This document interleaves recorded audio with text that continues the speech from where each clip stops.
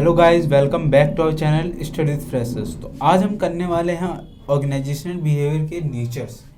ठीक है, ये बहुत ज़्यादा इंपॉर्टेंट टॉपिक होता है नेचर्स, और जो हम पढ़ते हुए आ रहे हैं पीछे से, जो भी हमारा ये सब ना कोरिलेट करते हैं आपस में। ठीक है, तो यही कुछ आज का हमारा टॉपिक है, नेचर ऑफ ऑर्गेनाइजेशनल बिहेवियर। तो चलिए शुरू करते हैं। जो हमारा फर्स्ट नेचर है वो क्या है?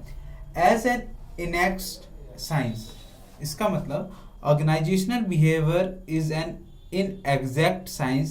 It is not possible to forecast relationship between variable and broad sense, but it is not easy to apply predictive models on an individual ground.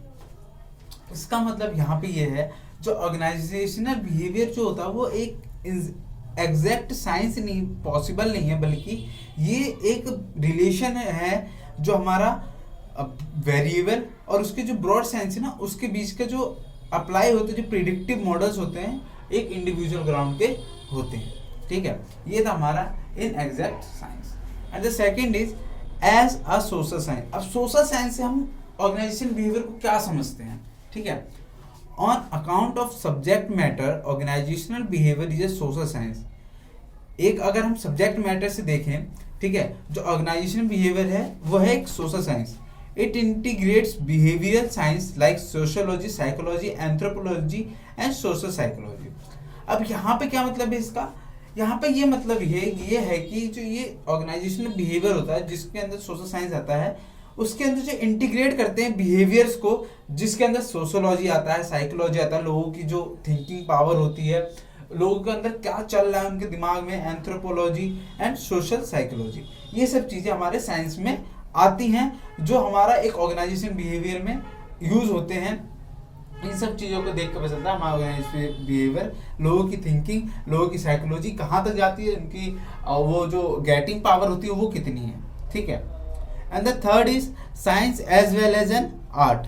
अब इसमें क्या है? Organization behaviour is science and arts. The knowledge about human behaviour in organization lies towards the science end of the continuum, and the skill is applying the knowledge clarity leads toward being in art.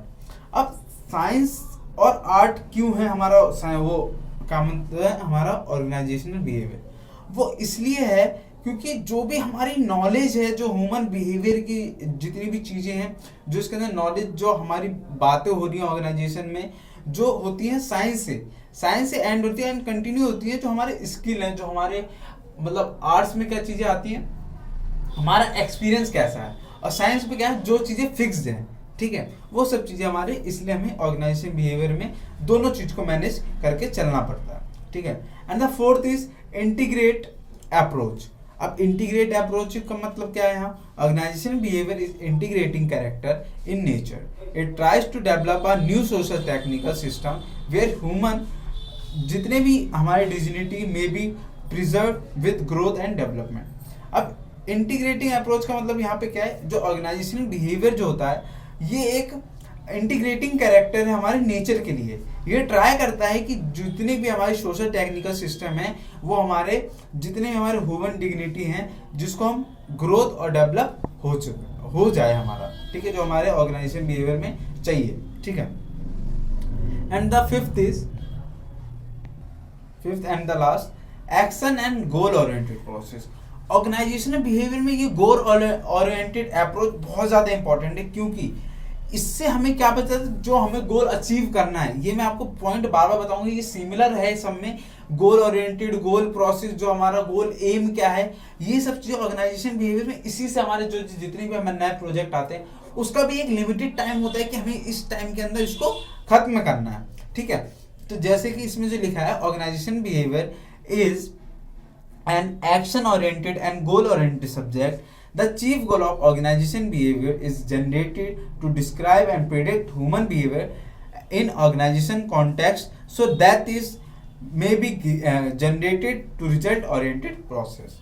ठीक है, अब इसमें क्या था, जो भी जितने भी चीज़ें हमारे गोल से रिलेटेड है, जितने भी उसके गोल डायरेक्ट सब्जेक्ट्स, जितनी भी चीज़ें हमारे ऑर्गेनाइजेशन बिहेवियर में आ रही हैं, उसके एक ह्यूमन के थ्रू उस चीज़ को डिस्क्राइब करके उसको जनरेट किया जाता है कि हमें किस तरीके से, जैसे हम आप लोगों ने पढ़ा होगा कम्युनिकेशन में, कि हम प्लानिंग, ऑर्गेनाइज, स्टाफिंग, डाइटिंग, इन सब चीज़ों से लेके उनके जो अप्रोचेस होते हैं उसमें क्या स्टेप्स वो लोग फॉलो करते हैं, उसी तरीके से हम अपना गोल को अचीव कर सकते हैं।